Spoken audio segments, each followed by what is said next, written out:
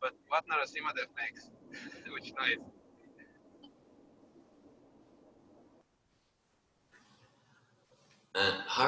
Hare Krishna, Jack. I'm thinking you're the Jack that I sent a package of books to. Yay, Jack! Hare Krishna! From Albuquerque! Om Namo Bhagavate Vasudevaya. Om Namo Bhagavate Vasudevaya. Om Namo Bhagavate Vasudevaya. Om Namo Bhagavate Vasudevaya. Om Namo Bhagavate Vasudevaya. Om Namo Bhagavate Vasudevaya. Hare Krishna. It's 6/2020, and today is the anniversary of the appearance day of Lord Narasimha Dev. And we might say that the main place that the pastimes of Lord Narasimha Dev and his special, wonderful Mahajan devotee Prahlad Maharaj is described as these first 10 chapters of the 7th canto of Srimad Bhagavatam. So we're going to read chapter 8, which is entitled Lord Narasimha Dev Slays the King of the Demons. Om Ganate Mirandasya Ginanjana Shalakaya Chakshun Militam Yena Tasmai Shri Gurave Namaha Shri Chaitanya Manobishtam Stapitam Yena Bhutale Svayamupakadamayam Darati Svapadantikam Vandeham Shri Guru Shri Utapadakamalam Shri Gurun Vaishnavam Scha Shri Rupam Sagrajatam Saganaraganatam Vitam Tam Sajivam Sadvaitam Savadutam Parijana Saitan Krishna Chaitanya Devam Shri Radha Krishna Padan Sagna Lalita Shri Vishakanvitam Scha Hey Krishna Karuna Sindhu Dinabandhu Jagatpate Gopisha Gopika Kanta Radhakanta Namaskate Tapta Kansana Gauranga Rate Vrindavaneshwari Vishabhanu Sute Devi Pranamami Hari Priye Panchakalpati Yugyastra Kripa Sindhu Vyevatra Patitanan Pavanebhyo Vaishnavebhyo Namo Namaha Jai Shri Krishna Chaitanya Prabhu Nityananda Shri Advaita Gadadhar Shivasari Gaura Bhakta Vrinda Hare Krishna Krishna Krishna Hare Hare Hare Rama Rama Rama Hare Hare Namo Vishnu Padaya Krishna Prastaya Bhutale Srimate Bhaktivedanta Swami Niti Namine Namaste Saraswati Devi Gauravani Pacharine Nirvishesha Shunyavadi Paschatya Desha Tarine Narayanam Namaskricha Naram Chaivanutamam Devim Saraswatim Vyasam Tato Jayamudhiraya. Before reciting the Srimad Bhagavatam, which is the very means of conquest, one should first offer respectful obeisances unto the personality of Godhead Narayan, and to Narayan Rishi, the supermost human being, and to Mother Saraswati, the goddess of learning, and unto Srila Vyasadeva, the author. Nasta prayeshva bhadreshu nicham bhagavata sevaya bhagavati tamashlaki bhaktir bhavati naistiki. So, chapter 8, canto 7, Srimad Bhagavatam, Lord Narasimha Dev slays the king of the demons. I'm reading from the summary introduction to the chapter. As described in this chapter, Hiranyakashipu was ready to kill his own son Prahlad Maharaj, but the Supreme Personality of Godhead appeared in front of the demon as Sri Nrikeshari, half lion and half man, and killed him. Well, that's a name of Lord Narasimha Dev that I'm not too familiar with. We don't hear it much. Nrikeshari. That's a name for Lord Narasimha Dev. Following the instructions of Prahlad Maharaj, all the sons of the demons became attached to Lord Vishnu, the Supreme Personality of God. So Prahlad Maharaj, just by his very being, he was a full touchstone for transformation. And by his very being, the children who associated with him naturally transformed into soft-hearted devotees. Yeah. Okay. Right, gotcha. Okay, thank you, Atmananda. Thanks for yeah. So Atmananda has already had a Lord Nrsimha Dev appearance, since he's in a radically different time zone than us. Okay, thanks for attending. So Prahlad Maharaj is a full touchstone for transformation. In the Vedas, it's described there are 12 Mahajans, 12 particularly great souls. And Prahlad Maharaj, Prabhupada would say that Prahlad Maharaj is the best of the Mahajans. So these are really special devotee. That's an important point. So Prabhupada continues, when this attachment became pronounced, their teachers, Sandana Marka, were very much afraid that the boys would become more and more devoted to the Lord. In a helpless condition, they approached Hiranyakashipu and described in detail the effect of Prahlad's preaching. After hearing of this, Hiranyakashipu decided to kill his son Prahlad. Hiranyakashipu was so angry that Prahlad Maharaj fell down at his feet and said many things just to pacify him, but he was unsuccessful in satisfying his demoniac father. Hiranyakashipu, as a typical demon, began to advertise himself as being greater than the Supreme Personality of Godhead. But Prahlad Maharaj challenged him, saying that Hiranyakashipu was not God, and began to glorify the Supreme Personality of Godhead, declaring that the Lord is all-pervading, that everything is under him, and that no one is equal to or greater than him.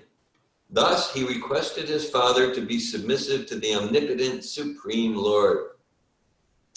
The more Prahlad Maharaj glorified the Supreme Personality of Godhead, the more angry and agitated the demon became. Hiranyakashipu asked his Vaishnava son whether his God existed within the columns of the palace. And Prahlad Maharaj immediately accepted that since the Lord is present everywhere, he was also present within the columns. When Hiranyakashipu heard this philosophy from his young son, he derided the boy's statement as just the talk of a child and forcefully struck the pillar with his fist. As soon as Hiranyakashipu struck the column, there issued forth a tumultuous sound. At first, Hiranyakashipu, the king of the demons, could not see anything but the pillar. But to substantiate Prahlad's statement, the Lord came out of the pillar in his wonderful incarnation as Narasimha, half lion and half man. Hiranyakashipu could immediately understand that the extraordinarily wonderful form of the Lord was surely meant for his death, and thus he prepared to fight with the form of half lion and half man. The Lord performed his pastimes by fighting with the demon for some time, and in the evening, when the border between day and night, the Lord captured the demon, threw him on his lap, and killed him by piercing his abdomen with his nails. The Lord not only killed Hiranyakashipu, the king of the demons, but also killed many of his followers. When there was no one else to fight, the Lord, roaring with anger, sat down on Hiranyakashipu's throne. The entire universe was thus relieved of the rule of Hiranyakashipu, and everyone was jubilant in transcendental bliss. Then all the demigods, headed by Lord Brahma, approached the Lord. These included the great saintly persons, the Pitas, the Siddhas, the Vidyadharas, the Nagas, the Manus, the Prajapatis, the Gandharvas, the Charanas, the Yakshas, the Kimpurushas, the Vaitalikas, the Kinnaras, and also many other varieties of beings in human form. All of them stood not far from the Supreme Personality of Godhead and began offering their prayers unto the Lord, whose spiritual effulgence was brilliant as he sat on the throne. Hare Krishna. So Krishna says in Bhagavad Gita, Janma karma chame divyam evam yo vetitatvatat tepideham punar janma netimamanti sarjuna. He says to Arjuna, one who realizes the transcendental nature of my appearance and activities is not forced to take another material birth. And that's quite a sublime goal of life, to focus our intention, focus our desire for goals that, like, yeah, I'm making this my last.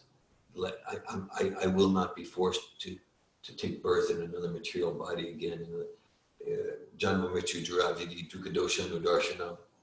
That's Bhagavad Gita describes an intrinsic part of the process of knowledge is realizing the inherent misery, the inherent unnaturalness, inherent evil of the cycle of birth, death, old age, disease. And it's natural that we resist disease, like in this time of pandemic. We resist death, we resist old age, because the soul is intrinsically deathless. And so by hearing about the pastimes of Lord Chaitanya, Lord Narasimha Dev, Krishna, Srila Prabhupada, the pure devotees, Krishna's form, Krishna's expansions, like half man, half lion, by hearing about these pastimes, we purify our heart and awaken to our eternal nature. Eternal nature. Nityasiddha Krishna Bhakti Sajja Kabunai, Shavanadi Shuddhachitta Karye Udai. The love of Krishna, Bhakti Yoga. Bhakti Yoga for the soul to turn towards itself and self-realization and to turn towards Krishna, God, in a devotional attitude. That's inherent in all souls. And through this process of hearing Srimad Bhagavatam and chanting Kirtan, that natural love of God awakens. And then in such a state of mind, we're not forced to accept another material body. Hare Krishna. So text 1 of chapter 8, canto 7, Srimad Bhagavatam. Text 1 reads, Sri Narada Uvacha Atadaicha Sutta Sarve Shrutvatada Nubarnitam Jagvihurni Revajatvan Naiva Gurvanu Shikshitam. Translation. Narada Muni continued, all the sons of the demons appreciated the transcendental instructions of Prahlad Maharaj and took them very seriously. They rejected the materialistic instructions given by their teachers, Sanda and Amarka. Purport by His Divine Grace, A.C. Bhaktivedanta Swami Prabhupada. This is the effect of the preaching of a pure devotee like Prahlad Maharaj. If a devotee is qualified, sincere, and serious about Krishna consciousness, and if he follows the instructions of a bona fide spiritual master, as Prahlad Maharaj did when preaching the instructions he had received from Narada Muni, his preaching is effective. As it is said in the Srimad Bhagavatam, Canto 3, Chapter 25, Text 25, Satam prasangan mamavirya sambido bhavanti vitkana rasayana kata. If one tries to understand the discourses given by the sant, or pure devotees, those instructions will be very pleasing to the ear and appealing to the heart. Thus, if one is inspired to take to Krishna consciousness, and if one practices the process in his life, he is surely successful in returning home back to Godhead. By the grace of Prahlad Maharaj, all his class friends, the sons of the demons, became Vaishnavas. They did not like hearing from their so-called teachers, Sanda and Amarka, who were interested only in teaching them about diplomacy, politics, economic development, and similar topics meant exclusively for sense gratification. Prema Pumarto Mahan, so it's described like the goals of human life, Dharma, Artha, Kama, to be religious in a mundane sense, economic development, let's grow the gross national product, Kama, and then we can enjoy our senses, and then that becomes frustrated, then moksha, I just want to liberate. Srila Prabhupada gives the example of like those who accept the impersonal aspect or the non-personal aspect of the absolute as supreme. Like he gives the parable, which is there in I think Aesop's fables, and offered also the Hitopanishad. And Prabhupada said that Aesop's fables from the Greeks derive from the ancient Vedic Hitopanishad. The parable of sour grapes, that there's a jackal, and there's grapes on the vine, but they're high. So the jackal's jumping for the grapes, but can't quite get them. So after some attempts, the jackal becomes fatigued. And then he decides, oh, well, anyhow, the grapes are sour. The grapes are sour anyway. So forget it. So similarly, so after trying for enjoyment in material life, in the contact of the senses with the sense objects, in achieving position in society and distinction, and after trying for that and being empty and fulfilled and frustrated, moga sha moga karmano moga jnana vicetasa, frustrated, then one wants to become completely non-attached to matter, which is a healthy spiritual thing. That's a healthy spiritual thing, but then develops the mentality of anyhow there's no enjoyment there. There's no enjoyment there, without any conception of where there is positive enjoyment. The example is given like an animal, like chasing a mirage, a mirage in a desert. There's a mirage of an oasis, a mirage of water, and we're hungry and we're thirsty. We go, oh, there's an oasis, but just a mirage. And then an animal might chase the mirage, but it's always just 100 yards that way, 100 yards that way, and ultimately the animal dies. So the idea is, yes, there's no real water in the desert of material life. That's true. So okay, that's true. That's true. So there's no real water. No, that's not true. There is real water. It's just not in the desert. It's just not in the desert. And so the real water is in opening the door of bhakti yoga, opening the door to transcendental relationships, to transcendental form, transcendental enjoyment, transcendental, let's call it trans-empirical sense gratification, right? So that's the pastimes of the soul. Just like there's this whole world related to the body, right? The whole world related to the body. So many dramas going on, unlimited dramas going on, and the body is really dead. It just appears animated because the soul's inside, right? Once the soul leaves, then we want to bury it or burn it or something like that. And there's this whole world related to the body. But the living force is the spirit soul inside the body.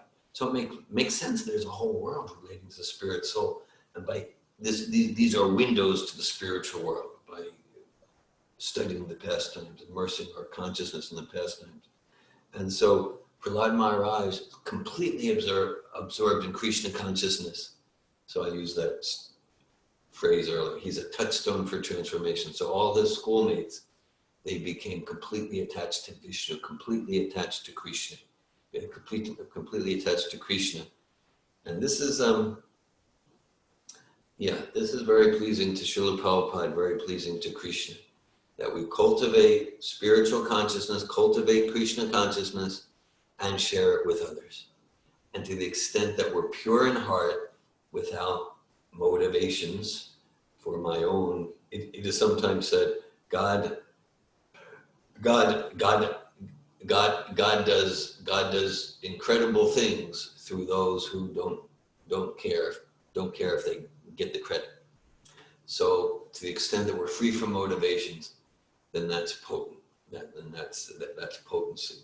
To the extent that our heart is clean, we cultivate our own Krishna consciousness and endeavor with sincerity to share it with others for their highest welfare. Para upakara.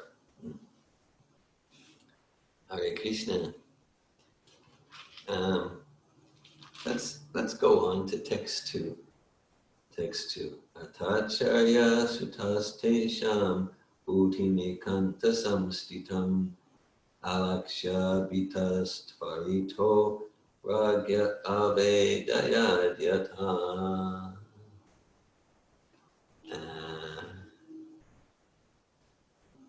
Would someone like to read the translation and purport of text 2? I don't know who has a book. Volunteers. Hare Krishna. Dear Govinda, can you remind me the purport? I've been finishing some work, but I just finished some work and I'm ready to tune in now. Okay. Yeah. We're on Canto 7, Srimad Bhagavatam, Chapter 8, Text 2. Would you like to read, Priya? Translation and purport, text 2, chapter 8, canto 7. Yes, let me pull it up. Oh, someone just knocked on my door. I'm sorry. Let me, maybe you should go on without me and I'll read next after you.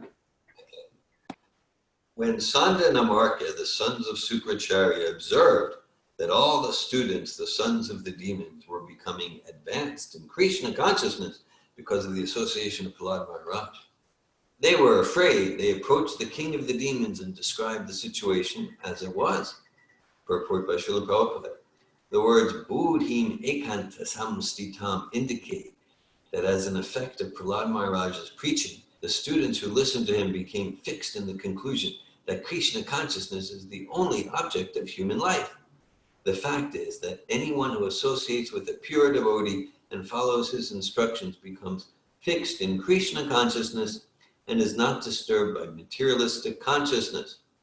The teachers particularly observed this in their students, and therefore they were afraid because the whole community of students was gradually becoming Krishna conscious. You can see Prahlad Maharaj's potency of a devotee. Yeah. And that's why, like, if you look at like Srila Prabhupada, he left Vrindavan at about the age of 70. And from a superfluous point of view, we can say he came to the West. He came to Boston Harbor, then to Pennsylvania, then to New York. He came to the West where no one was a devotee.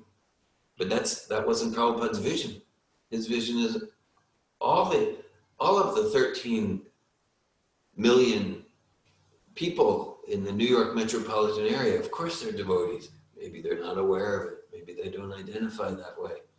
So similarly, Prahlad Maharaj, he's with demons. In terms of DNA and genealogy, these are the family of demons. But he's saying these are spirit souls. These are eternal servants of Krishna. And I simply pray to be an instrument. I pray to be an instrument to inspire them to awaken their natural Krishna consciousness. So this is a mood of a devotee. Text 3 and 4. Oh, we can read the Sanskrit.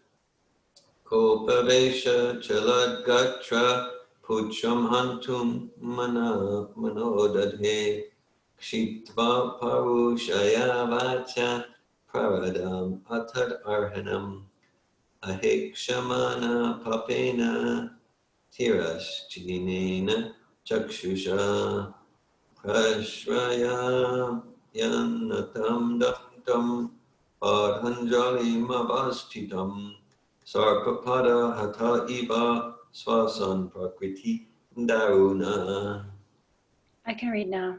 Thank you. When Hiranyakashipu understood the entire situation, he was extremely angry, so much so that his body trembled. Thus he finally decided to kill his son Prahlad. Hiranyakashipu was by nature very cruel and feeling insulted. Hiranyakashipu was by nature very cruel and feeling insulted. He began hissing like a snake trampled upon by someone's foot. His son Prahlad was peaceful, mild, and gentle. His senses were under control, and he stood before Hiranyakashipu with folded hands. According to Prahlad's age and behavior, he was not to be chastised. Yet with staring crooked eyes, Hiranyakashipu rebuked him with the following harsh words. Purport by Srila Prabhupada. When one is impudent toward a highly authorized devotee, one is punished by the laws of nature. The duration of his life is diminished, and he loses the blessings of superior persons and the results of pious activities. Hiranyakashipu, for example, had achieved such great power in the material world that he could subdue practically all the planetary systems in the universe, including the heavenly planet Svargaloka. Yet now, because of his mistreatment of such a Vaishnava as Prahlad Maharaj, all the results of his tapasya diminished. As stated in Srimad Bhagavatam, Canto 10, Text 4, verse 46, Ayu Shriyam Yasho Dharmam Lokan Asisha Evacha Hanti Shreyam Si Sarvani Pumso Mahad Atikramaha. When one mistreats great souls, his lifespan, opulence, reputation, religion, possessions, and good fortune are all destroyed. So this part of this pastime, Prabhupada's using it to caution us about this offenses towards devotees. Specifically, like this is like a severe type of offense that, it's called the Hatimata aparad, Hatimata offense. Hatimata means the mad elephant. Just like if we carefully cultivate a garden, very delicately, carefully cultivate a garden for years, and then an elephant gets loose, and an elephant who's enraged and mad, and the elephant comes into the garden and just in moments tramples it.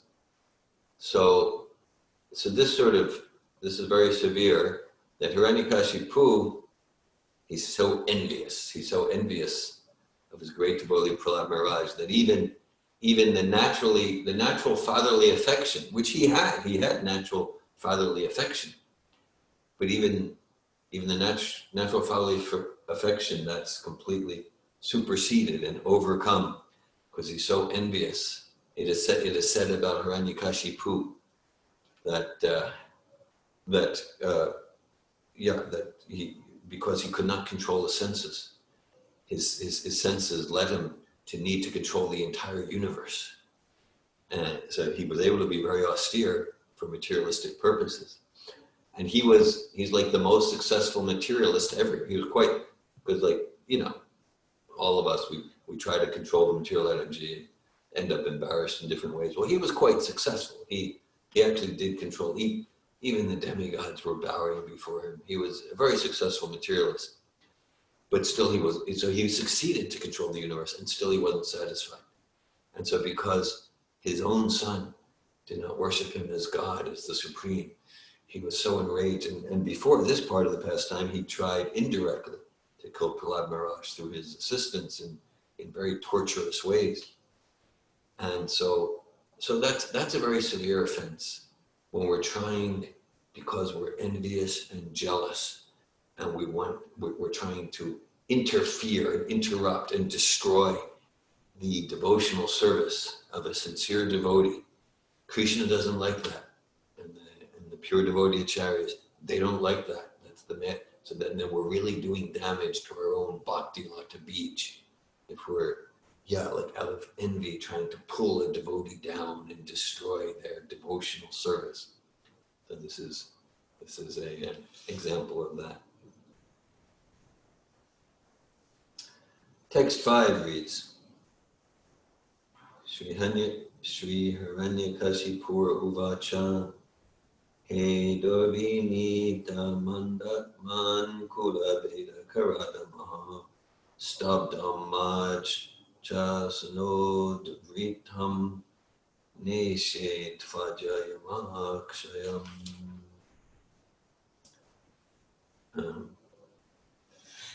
Would someone like to read? Maybe someone at the Bhakti Yoga retreat? Yeah. Okay. So this is text 5 of chapter 8. Hiranyakashipu said, "O most impudent, most unintelligent disruptor of the family, O lowest of mankind, you have violated my power to rule you, and therefore you are an obstinate fool. Today I shall send you to the place of Yamaraj." This is real history, and simultaneously we can look at the Hiranyakashipu within our own heart. Where do I see myself in this mentality that someone is opposing me? Oh, you violated my power. Where is our material ego manifest in this Hiranyakashipu-like way? And I'm going to destroy you. So in the purport, Srila Prabhupada, it's a very fascinating purport, and he writes, Hiranyakashipu condemned his Vaishnav son Prahlad for being Durvinita, ungentle, uncivilized, or impudent. Srila Vishwanath Chakravarti Thakur, however, has derived a meaning from this word Durvinita by the mercy of the goddess of learning Sarasvati. So Prabhupada in his purport, Prabhupada was consulting like 10 different Vaishnava commentaries on the Bhagavatam in writing his purports. And of course, he described his purports are his personal devotional ecstasies. So he's describing that Vishwanath Chakravarti Thakur was personally inspired by Mother Saraswati, the goddess of learning, to realize this explanation of this term. So Prabhupada continues in the purport. Vishwanath Chakravarti Thakur says that Du refers to this material world. This is confirmed by Lord Krishna in his instruction in Bhagavad Gita that this material world is Dukhalayam, full of material conditions. V means Vishesha, specifically, and Nita means brought in. By the mercy of the Supreme Lord, Prahlad Maharaj was especially brought to this material world to teach people how to get out of the material condition. Lord Krishna says, Yada yada hi dharmasya glanir bhavati bharata. When the entire population or part of it becomes forgetful of its own duty, Krishna comes. When Krishna is not present, the devotee is present, but the mission is the same, to free the poor conditioned souls from the clutches of the Maya that chastises them. Srila Vishwanath Chakravarti Thakur further explains that the word mandatman means manda, very bad or very slow in spiritual realization. As stated in Srimad Bhagavatam 1.1.10, Manda Sumanda Matayo Manda Bhagya. Prahlad Maharaj is the guide of all the mandas or bad living entities who are under the influence of Maya. He is the benefactor even of the slow and bad living entities in this material world. Kulabeda Karadama. By his actions, Prahlad Maharaj made great personalities who established big families seem insignificant. Everyone is interested in his own family and in making his dynasty famous. But Prahlad Maharaj was so liberal that he made no distinction between one living entity and another. Therefore, he was greater than the great Prajapatis who established their dynasties. The word stabdam means obstinate. A devotee does not care for the instructions of the asuras. When they give instructions, he remains silent. A devotee cares about the instructions of Krishna, not those of demons or non-devotees. He does not give any respect to a demon, even though the demon be his father. Mach chasano dritam. Prahlad Maharaj was disobedient to the orders of his demoniac father. Yamakshayam, every conditioned soul is under the control of Yamaraj. But Hiranyakashipu said that he considered Prahlad Maharaj his deliverer. For Prahlad would stop Hiranyakashipu's repetition of birth and death. Because Prahlad Maharaj, being a great devotee, was better than any yogi, Hiranyakashipu was to be brought among the society of bhakti yogis. Thus, Srila Vishwanath Chakravarti Thakur has explained these words in a very interesting way, as they can be interpreted from the side of Saraswati, the mother of learning. So there's many layers of meaning in Bhagavatam. I mean, the essential message of every verse, of every syllable, is bhakti yoga, pure devotional service to the Supreme Personality of Godhead, Sri Krishna. And in that context, we can see many layers of meaning. So Hiranyakashipu, he's like, this is a universal class demon at the same time. Like if we read back in the third canto, Hiranyakashipu was actually the devotee. He was a gatekeeper in Vaikuntha. He's either Jai or Vijay. So deep in there, he's actually devotional. So Vishwanath Chakravarti, inspired by Mother Saraswati, is saying Hiranyakashipu is giving these severely offensive, ugly statements to Prahlad Maharaj, the pure devotee of Narasimha Dev. At the same time, there's another layer of meaning, and we're getting it through Srila Prabhupada, through Vishwanath Chakravarti Thakur. And then and Prabhupada's emphasizing that Prahlad Maharaj, he's such a good boy, he's such a nice boy. At the same time, he knows who he is, he knows his mission, and he's serving Sri Krishna, he's serving Lord Narasimha Dev, he's serving Narada Muni, his spiritual master. And so he He stood in his gentle heart, he stood strong. He's not going to follow his demoniac father. And Prahlad Maharaj's grandson has a somewhat similar pastime. So Prahlad Maharaj's grandson is Bali Maharaj, who became the king of the demons. By demons, it means like, that's a genealogical term, right? In a sense, most people of this age are born into the families of those devoted to sense gratification rather than devoted to God. So that's what demon means. Highly influenced by mode of rajas, right? Okay, and so Bali Maharaj at one point, his spiritual master, and again, spiritual master in quotes, his genealogical spiritual master, Shukracharya. Shukra means semen. So he's a charya based on DNA, based on the genealogy. So Bali Maharaj was about to give everything he had. He didn't, it's quite an intricate pastime, we won't go into it. That's for Vamana Day's appearance day. But to this dwarf Brahmin who was actually an expansion of Vishnu. And Shukracharya saw that Vishnu was tricking Bali Maharaj to give all the land of the demons away. So Shukracharya said, oh, don't do this. And Bali Maharaj saw, even though you're my guru, so-called, you're directing me against Vishnu. So no, he rejected his own guru like that. Okay. So this means a devotee is just vyavasayatmika buddhi or ekaku nandana. That his mind and consciousness is fixed. I am following. My single pointed mission is to serve the mission of my true spiritual master. And Srila Prabhupada was very inspired by that verse in Bhagavad Gita, and particularly Vishwanath Chakravarti Thakur's comment, and that verse very much was moving for Prabhupada to devote his whole life to the mission of Bhakti Siddhanta Sarasvati.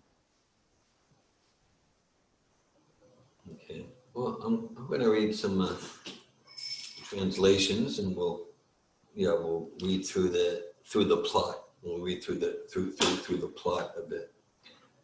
Okay, so text 6.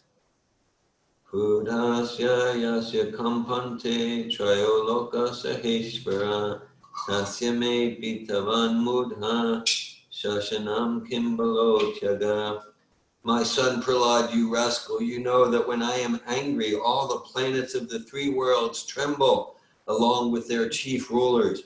By whose power has a rascal like you become so impudent that you appear fearless and overstep my power to rule you? Prahlad Maharaj said, my dear king, the source of my strength, of which you are asking, is also the source of yours. Indeed, the original source of all kinds of strength is one. He is not only your strength or mine, but the only strength for everyone. Without him, no one can get any strength. Whether moving or not moving, superior or inferior, everyone, including Lord Brahma, is controlled by the strength of the Supreme Personality of Godhead. So this was intolerable for Hiranyakashipu to hear. That Prahlad Maharaj says, yes, I worship Sri Krishna, the Supreme Personality of Godhead. And you know what? Yeah, you're very powerful in this material universe, and he's the source of your strength too. So this is intolerable for Hiranyakashipu to hear from his own son, who he's grooming to be like the next emperor of the universe. Prahlad Maharaj continues, the Supreme Personality of Godhead, who is the supreme controller and time factor, is the power of the senses, the power of the mind, the power of the body, and the vital force of the senses. His influence is unlimited. He is the best of all living entities, the controller of the three modes of material nature. By his own power, he creates this cosmic manifestation, maintains it, and annihilates it also. We can feel here Prahlad Maharaj, his Abhay Charanarvindam, fearless at the lotus feet of Krishna, telling it like it is, caringly, with compassion, gently, not compromising. right to the face of his father, Hiranyakashipu. Prahlad Maharaj continued, "My dear father, please give up your demoniac mentality. Do not discriminate in your heart between enemies and friends. Make your mind equiposed toward everyone, except for the uncontrolled and misguided mind. There is no enemy within this world." I'll read that sentence again. Except for the uncontrolled and misguided mind, there is no enemy within this world. When one sees everyone on the platform of equality, one then comes to the position of worshiping the Lord perfectly. In former times, there were many fools like you who did not conquer the 6 enemies that steal away the wealth of the body. These fools were very proud, thinking, "I have conquered all enemies in all the 10 directions." But if a person is victorious over the 6 enemies and is equipoised towards all living entities, for him there are no enemies. Enemies are merely imagined by one in ignorance. Hiranyakashipu replied, "You rascal, you are trying to minimize my value, as if you were better than me at controlling the senses. This is over-intelligent. I can therefore understand that you desire to die at my hands, for this kind of nonsensical talk is indulged in by those about to die. O most unfortunate Prahlad, you have always described a supreme being other than me, a supreme being who is above everything, who is the controller of everyone, and who is all-pervading. But where is he? If he is everywhere, then why is he not present before me in this pillar? Because you are speaking so much nonsense, I shall now sever your head from your body. Now let me see your most worshipable God come to protect you. I want to see it." I'll read the purport there. Prabhupada writes, "Demons always think that the God of the devotees is fictitious. They think that there is no God and that the so-called religious feeling of devotion to God is but an opiate, a kind of illusion, like the illusions derived from LSD and opium." Hiranyakashipu did not believe Prahlad Maharaj when Prahlad asserted that his Lord is present everywhere, because Hiranyakashipu, as a typical demon, was convinced that there is no God and that no one could protect Prahlad. He felt encouraged to kill his son. He challenged the idea that the devotee is always protected by the Supreme Lord. Evam duvukte ardayan vusha sotam mahabhagavatam mahasura kadkam prag viyod patito varasanat stambam tatadati bala svamushtina. Being obsessed with anger, Hiranyakashipu, who was very great in bodily strength, thus chastised his exalted devotee son Prahlad with harsh words. Cursing him again and again, Hiranyakashipu took up his sword, got up from his royal throne, and with great anger struck his fist against the column. Then from within the pillar came a fearful sound, which appeared to crack the covering of the universe. Oh, my dear Yudhisthira, this sound reached even the abodes of the demigods like Lord Brahma. And when the demigods heard it, they thought, "Oh, now our planets are being destroyed." So we get some context there. So this whole thing is being narrated by Narada Muni speaking to Yudhisthira Maharaj. This context of the Bhagavatam. Of course, it's compiled by Srila Vyasadeva, who's describing Sutta Goswami speaking to the sages at Naimisharanya, headed by Sarnaka Rishi. They're on the banks, they're at Naimisharanya, and Sutta Goswami is describing the conversation between Shukadeva Goswami and Maharaj Parikshit on the banks of the Yamuna Ganges. And Shukadeva Goswami is describing the whole 7th canto practically is a conversation between Maharaj Yudhisthira and Narada Muni. Okay, and Narada Muni is describing about Jaya and Vijay, yes, in Hiran, and how they descended as Hiranyakashipu. Okay, so text 16 While showing his extraordinary prowess, Hiranyakashipu, who desired to kill his own son, heard that wonderful tumultuous sound, which had never before been heard. Upon hearing the sound, the other leaders of the demons were afraid. None of them could find the origin of that sound in the assembly. To prove that the statement of his servant Prahlad Maharaj was substantial. In other words, to prove that the Supreme Lord is present everywhere, even within the pillar of an assembly hall, the Supreme Personality of Godhead Hari exhibited a wonderful form never before seen. The form was neither that of a man nor that of a lion. Thus the Lord appeared in his wonderful form in the assembly hall. While Hiranyakashipu looked all around to find the source of the sound, that wonderful form of the Lord, which could not be ascertained to be either a man or a lion, emerged from the pillar. In amazement, Hiranyakashipu wondered, what is this creature that is half man and half lion? Hiranyakashipu studied the form of the Lord, trying to decide who the form of Narasimha Dev standing before him was. The Lord's form was extremely fearsome because of his angry eyes, which resembled molten gold, his shining mane, which expanded the dimensions of his fearful face, his deadly teeth, and his razor-sharp tongue, which moved about like a dueling sword. His ears were erect and motionless, and his nostrils and gaping mouth appeared like caves of a mountain. His jaws parted fearfully, and his entire body touched the sky. His neck was very short and thick, his chest broad, his waist thin, and the hairs on his body as white as the rays of the moon.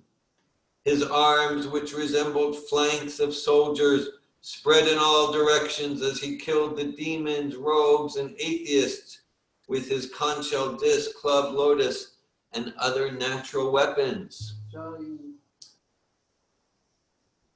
Hiranyakashipu murmured to himself, Lord Vishnu, who possesses great mystic power, has made this plan to kill me. But what is the use? What's the use of such an attempt? Who can fight with me? Thinking like this and taking up his club, Hiranyakashipu attacked the Lord like an elephant. Just as a small insect falls forcefully into a fire and the insignificant creature becomes invisible. When Hiranyakashipu attacked the Lord, who was full of effulgence, Hiranyakashipu became invisible. This is not at all astonishing, for the Lord is always situated in pure goodness. Formerly, during creation, he entered the dark universe and illuminated it by his spiritual effulgence. Thereafter, the great demon Hiranyakashipu, who was extremely angry, swiftly attacked Narasimha Dev with his club and began to beat him.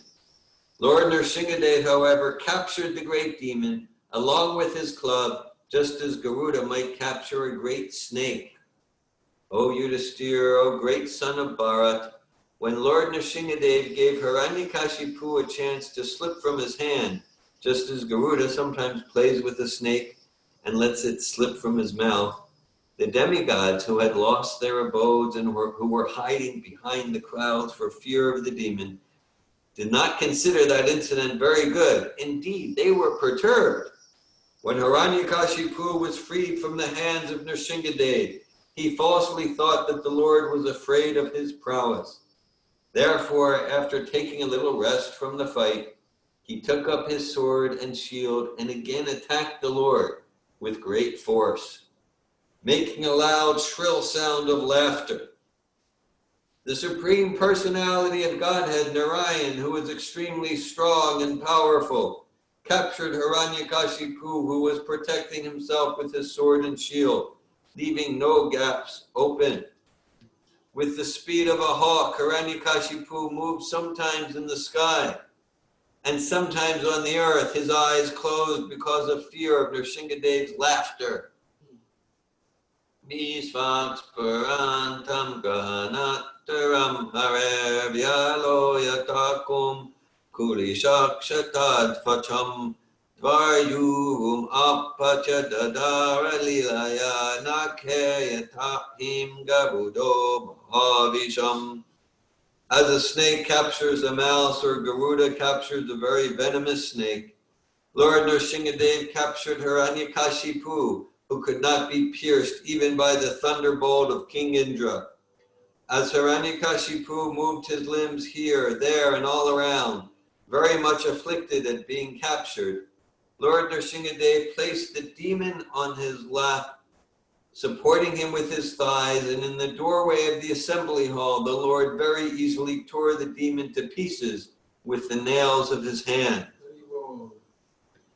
Lord Narasimha Dev's mouth and mane were sprinkled with drops of blood, and his fierce eyes, full of anger, were impossible to look at. Licking the edge of his mouth with his tongue, the Supreme Personality of Godhead, Narasimha Dev, decorated with a garland of intestines taken from Hiranyakashipu's abdomen, resembled a lion that has just killed an elephant. The Supreme Personality of Godhead, who had many, many arms, first uprooted Hiranyakashipu's heart, and then threw him aside and turned toward the demon soldiers. These soldiers had come in thousands to fight with him, with raised weapons, and were very faithful followers of Hiranyakashipu. But Lord Narasimha Dev killed all of them merely with the ends of his nails. The hair on Narasimha Dev's head shook the clouds and scattered them here and there. His glaring eyes stole the effulgence of the luminaries in the sky, and his breathing agitated the seas and oceans. Because of his roaring, all the elephants in the world began to cry in fear. Srila Prabhupada's purport, as the Lord says in Bhagavad Gita 10.41, Yad Yad Vibhuti Mat Sattvam Srimad Urjitam Eva Tat Tat Eva Vagachatvam Mama Tejom Shasambhavam. Quote, know that all beautiful, glorious, and mighty creations spring from but a spark of my splendor. End quote. The illumination of the planets and stars in the sky is but a partial manifestation of the Lord's effulgence. There are many wonderful qualities of different living entities, but whatever extraordinary things exist are but part of the Lord's tejas, his illumination or brilliance. The deep waves of the seas and oceans and the many other wonders within the creation of the Supreme Personality of Godhead all become insignificant when the Lord, in his special feature, incarnates within this material world. Everything is insignificant in comparison to his personal, all-defeating, transcendental qualities. Hare Krishna. My understanding that here in Alachua, Florida, the time of dusk, and Lord Narasimha Dev appeared at dusk, is 8:33 p.m. and it's now 8:33 p.m. just as we're reading about Lord Narasimha Dev slaying the king of the demons. Jai. Lord Narasimha Dev ki jai. Jai. Srila Prabhupada ki jai. Jai. Jai.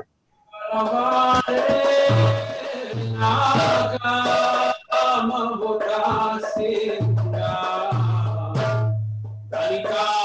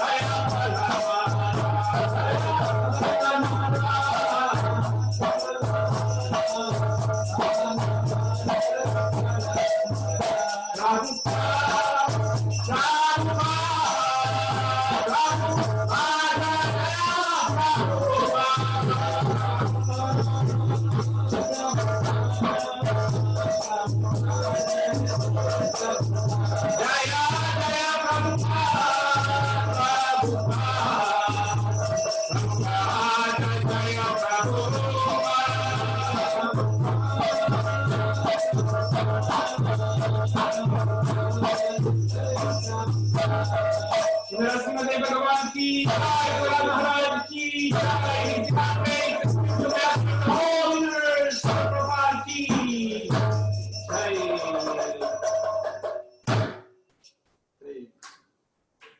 Hare Krishna. Would anyone like to share any inspirations, ask any questions in our closing minutes here? And anyone like to ask any questions, share any comments, realizations from our reading about the pastime of Lord Narasimha Dev, Prahlad Maharaj, and Hiranyakashipu? When we offer things to Narasimha Dev, isn't it kind of dangerous? Do you know what I mean? Dangerous in what way? Like Narasimha Dev, he like brings not suffering, but like the kind of, he takes things away in a way that's painful and like brings a self-realization, but in a painful way. Yeah, he certainly is an especially fierce incarnation. Yeah. So, well, it could be, it's dangerous to the extent that we're attached to our material attachments, and Yeah. to the extent that we hold our material attachments as very dear and precious, then certainly it's dangerous, yes. Yeah.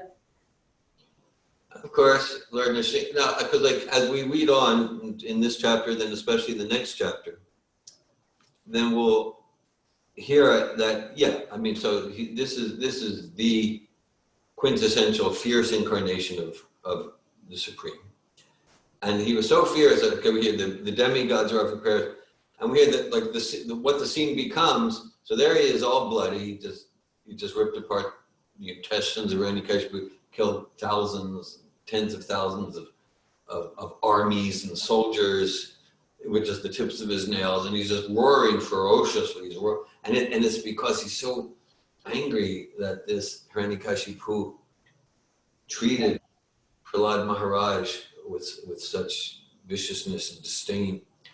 Okay, so the demigods, they can't approach him.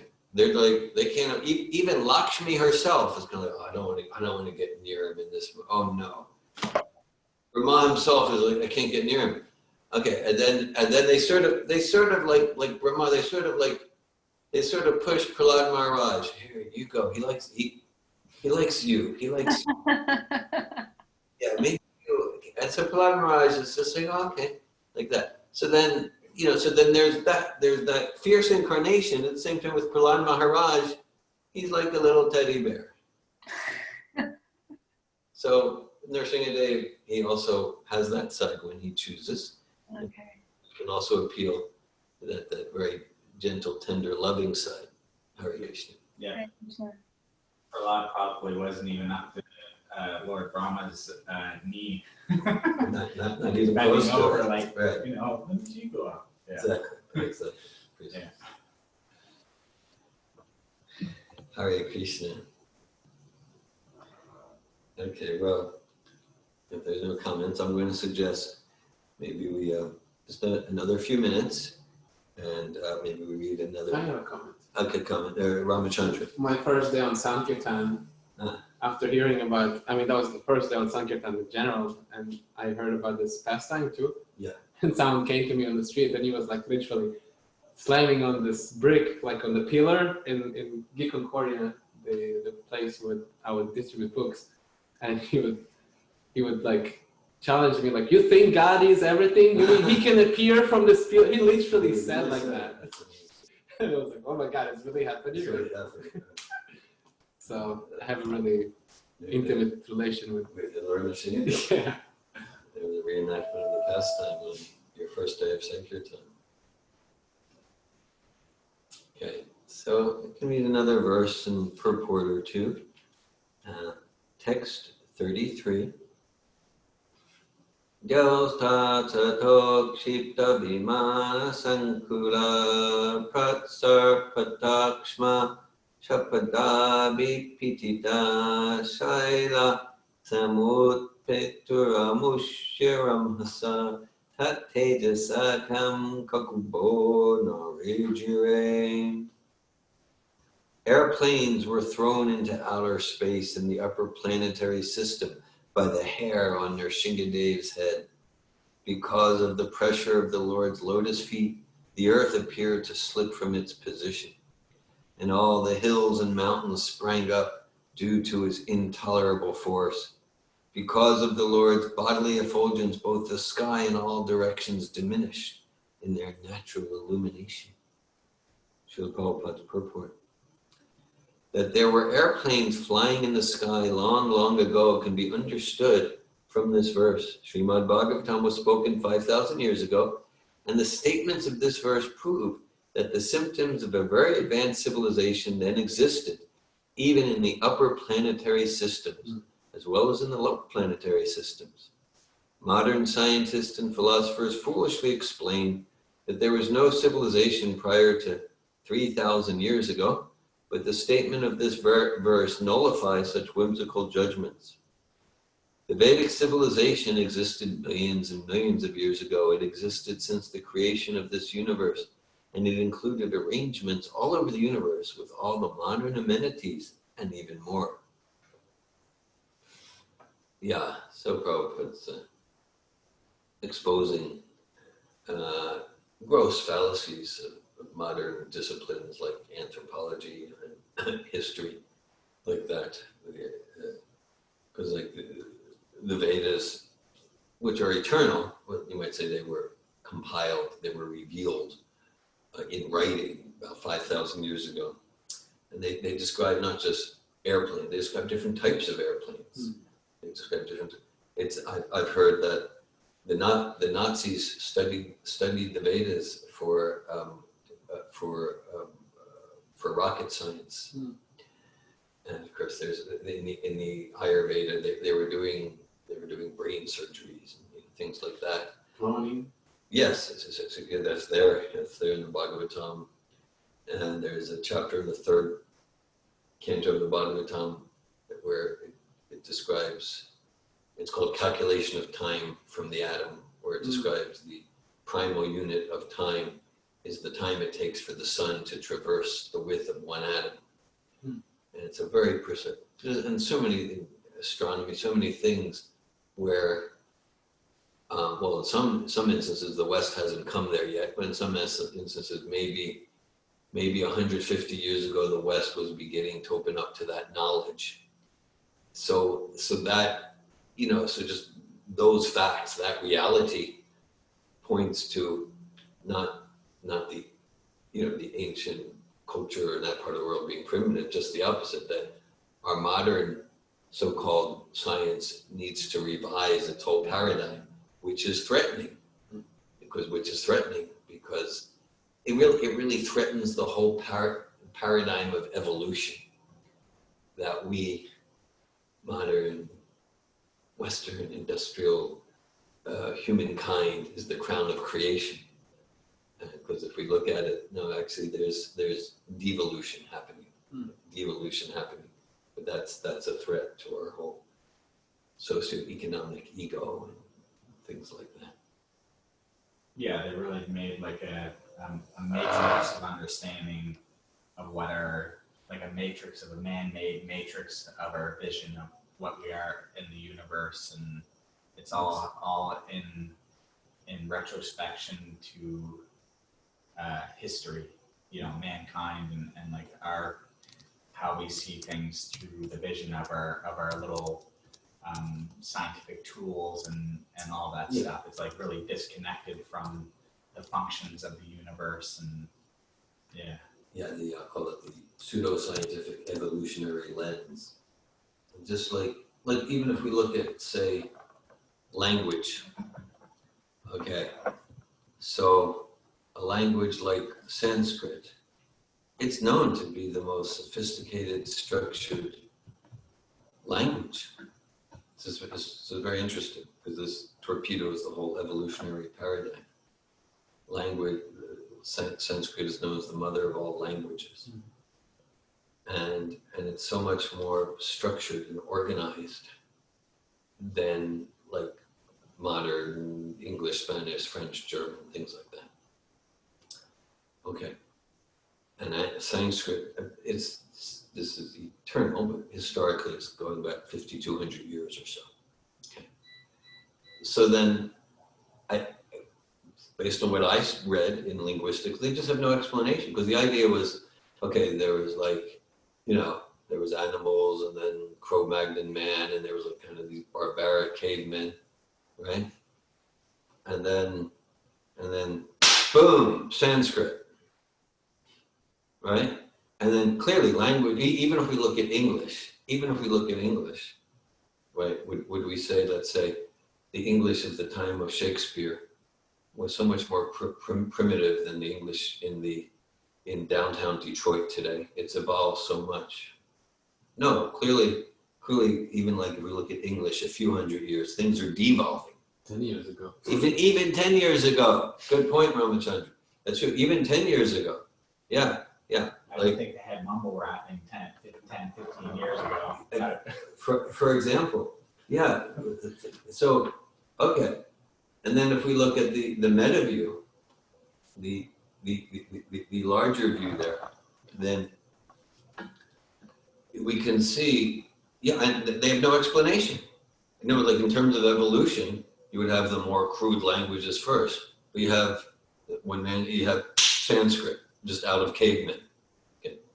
I haven't seen any decent explanation for that. And so they just don't talk about it, because it torpedoes that whole idea of evolution, and it looks more towards devolution. Hare Krishna. The question that I was kind of always here in the back of my mind is like, we out of no video, is that if it is indeed true, like all this great technology that we're speaking about, the Vimanas, and I was always wondering, so where is it now? And like people do ask me that on my channel and other channels that dealing with that. And what do you say usually to that? Yeah. Where is this great technology which we're part of? Okay, yeah. I see it coming. I think it was made of gold. So where's the good? Yeah, well, so first of all, just the fact that those concepts were there and explained with rigorous attention to scientific principle and detail would cause an honest researcher to question our whole conception of history. Just the fact that they're there. Mm-hmm. Just the fact that they're there. Okay. So then, for those who make it their mission, we can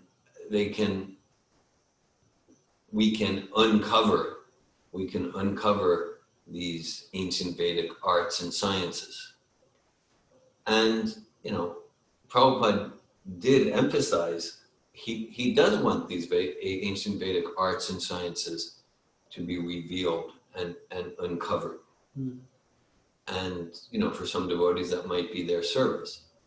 We don't want to do it, Prabhupada doesn't want us to do it in a way that distracts from the essence, because the purpose of airplane science and Danar Veda and the science of Niti Shastra, the science of dance, and all the art, the purpose of all idam yupumsas tapasasya tasya chutasas fictasya chabadi dutayo adichu torta kabibir niwupito yaruta mashlaka gudanu varna. the purpose of all these arts and sciences, physics, chemistry, art, social work, psychology, economics, is to glorify the Supreme Personality of Godhead.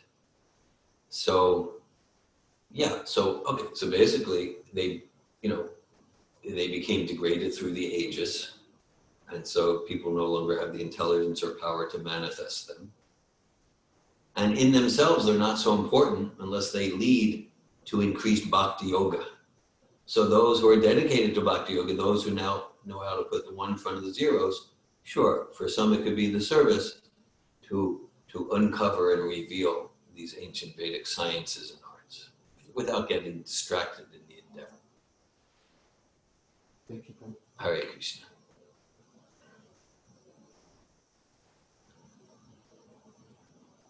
Hare Krishna. Thank you all for your presence and attention. Lord Narasimha Dev ki jai. Sri Prahlad Maharaj ki jai. Jai. Srila Prabhupada ki jai. Jai. Bhagavatam ki jai. Who is shouting that? Nishikadev ki jai. Oh. Prabhu, Prashadam distribution ki jai. Everyone messages me what was their favorite after, okay? Oh, okay, and one question for everyone. What did you want The to milk cake is so amazing. The cake? The cake. Yeah, I was boiling down with Keith for like 5 hours yesterday. It's better be. I don't even know how to make milk cake. It's just like Burfi. What did you offer, Mataji? You did any offerings there? I did only one thing. I made butternut squash puree from Yamuna cookbook. Mmm. Yeah. Nice. And then you know what Narayan made? What? A surprise. You will see tomorrow. Ah, my heart. Narayan. Jai Shri Narayan. Okay, who else? Who made offerings today? They made ice cream. What? Because the Lord was really in fury. You know, he was so angry and hot. Cool him So down. he calculated that he wanted to give, Oh, nice. as soon as he's done killing Hiranyakashipu, we'll give ice cream to the Lord, because like that he will cool down faster. So they made ice cream, and the ice cream tastes so divine. Oh my God. Yes. Wow. Like kulfi from the Himalayas. Ladus, big carob ladus. Carrot bladus. Oh. Okay. We will have to probably, you better lock the doors because we're probably gonna go in middle of the night and steal your prasadam. How about you, Drew? What did you offer? Who offered what? Come on, reveal your offerings.